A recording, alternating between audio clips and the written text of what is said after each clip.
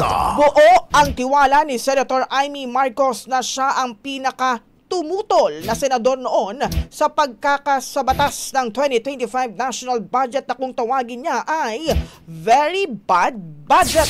Ayon kay Marcos, maliban sa hindi niya pagpirma rito, mabibigat din umano ang mga pahayag na kanyang inilabas noon.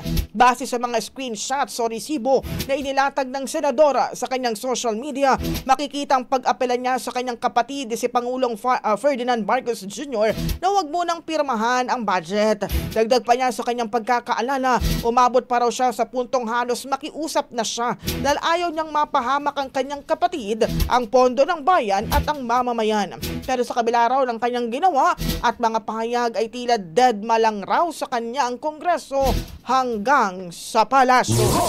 Ang bahaging ito ay hatid sa atin ng Power Cell Salabat, ginhawa ng bawat nangangarap.